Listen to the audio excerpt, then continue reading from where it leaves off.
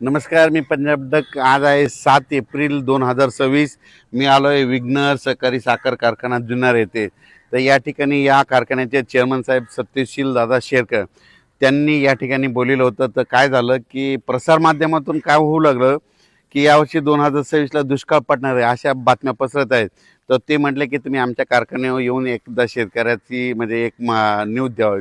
तर आज आहे तर या ठिकाणी 2026ला मात्र सरासरी इतका पाऊस पडणार आहे, जेमतेम पडणार आहे. मात्र पिकाला लागेल तसा पडणार आहे.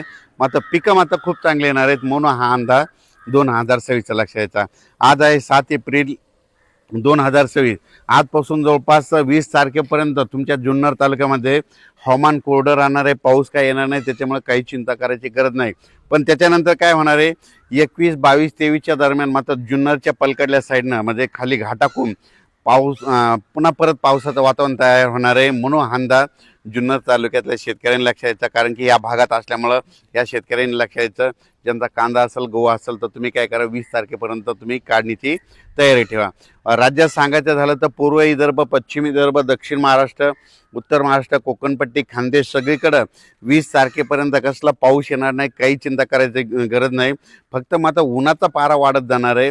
चांगलं काही ठिकाणी 38 अंश, कुठं 39, कुठं 40, 41, 42, 43 अंशापर्यंत उन्हाचा पारा वाढणार आहे. म्हणून हा अंदाज देखील सर्व पूर्व विदर्भ, पश्चिम विदर्भ, दक्षिण महाराष्ट्र, उत्तर महाराष्ट्र, कोकणपट्टी, खानदेश, मराठवाड्यातल्या सर्व शेतकऱ्यांनी हा अंदाज लक्षात घ्यायचा. तसेच मी या जुन्नर तालुक्यामध्ये आहे म्हणून तुम्हाला एक सांगू इच्छितो. ह्या जुन्नरच्या पलीकडे कोकणपट्टी आहे. तर या कोकणपट्टी शेतकऱ्याचे मला फोन आले, त्यांच्याकडे आंबा उत्पादक आहेत. तर त्यांना सांगू इच्छितो की म्हणजे कोल्हापूर जिल्हा, सातारा जिल्हा, पुणे जिल्हा, असाच हे पट्टा चांगला नाशिकपर्यंत हे जे पट्टा आहे ना, ह्या पट्ट्यामध्ये मात्र 19 तारखेच्या नंतर त्यामध्ये त्या परिसरामध्ये पावसाचं वातावरण होणार आहे. 20 तारखेपासून ह्या कोकणपट्टीच्या ह्या म्हणजे आपला या साताऱ्यापासून ते इकडे इगतपुरीपर्यंत ह्या पट्ट्यामध्ये पावसाचं वातावरण राहणार आहे. म्हणून ही अंदाज त्या कोकणातल्या सर्व शेतकऱ्यांनी लक्षात घ्यायचा. त्याच्यानंतर उत्तर महाराष्ट्राकडे वळू म्हणजे नंदुरबार जिल्हा झालं, धुळे जिल्हा झालं, जळगाव जिल्हा झालं, नाशिक जिल्ह्यात झालं. त्या शेतकऱ्याला सांगू इच्छितो की 20 तारखेपर्यंत तुमच्या इकडे कसला पाऊस येणार नाही म्हणून हा अंदाज त्यांनी लक्षात घ्यायचा. त्याच्यानंतर आपण मराठवाड्याकडे वळू. नांदेड जिल्हा झालं, परभणी जिल्हा झालं, हिंगोली जिल्हा, बीड जिल्हा, धाराशिव जिल्हा, लातूर जिल्हा, जालना जिल्हा, संभाजीनगर या मराठवाड्यातल्या शेतकऱ्याला सांगू इच्छितो की 20 एप्रिलपर्यंत कसला पाऊस येणार नाही, त्याच्यामुळे काही चिंता करायची गरज नाही.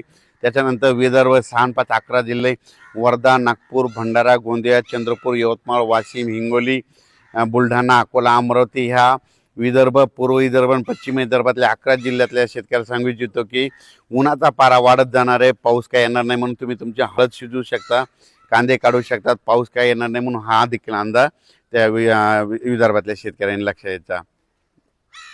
तसेच महाराष्ट्राच्या लगत जे तेलंगणा आहे, तेलंगणातल्या राज्यातल्या सर्व शेतकऱ्याला सांगू इच्छितो की आता म्हणजे जवळपास 20 तारखेपर्यंत हवामान कोरडं राहणार आहे.